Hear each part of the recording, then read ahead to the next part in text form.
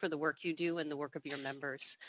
My question is for Mr. Wilkins.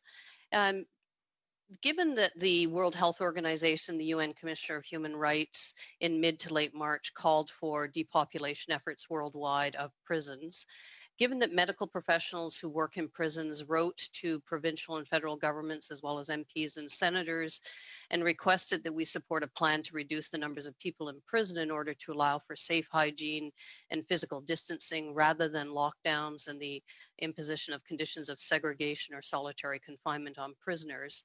And on March 25th, the fact that the Minister of Public Safety announced that he had also requested a plan from corrections and the parole board to release prisoners, many provinces and territories and internationally work started on this.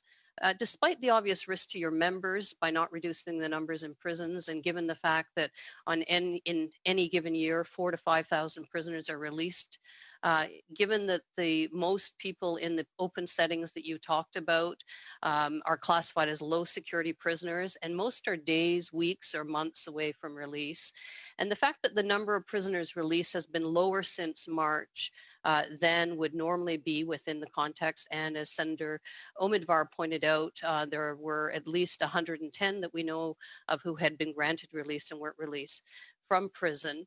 And given that we've been hearing from a number of your members who disagree with the position taken and agree that reducing the number and the likelihood of COVID spreading within the prisons is in large part based on the need to reduce the numbers of prisoners, why on March 30th and ongoing today did your union take the position against the depopulation efforts recommended by World Health Organization, medical professionals who work within the very prisons where your own union members work, and that were in fact urged also by the minister?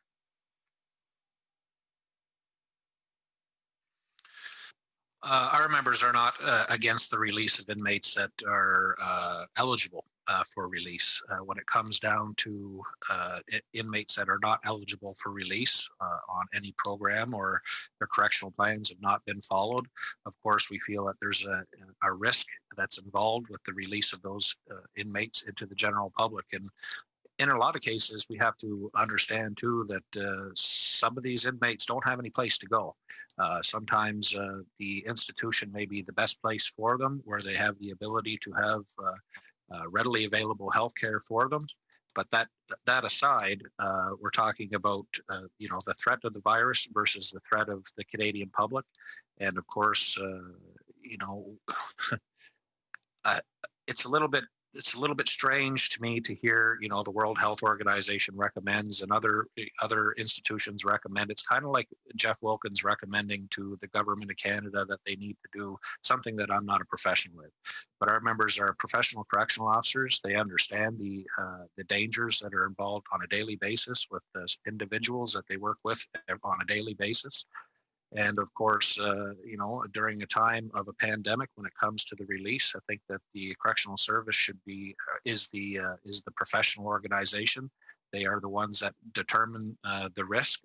They are the ones that are the professionals when it comes to any potential danger to the Canadian public if inmates are not given their programs. So, we can have many different agencies and companies looking on the outside into the aquarium of the Correctional Service Canada, but the people that work there are the professionals. So again, I know that there is releases that are happening. Those are happening based on the analysis of risk, and should continue. But the significant majority or significant release of an offender population flies completely against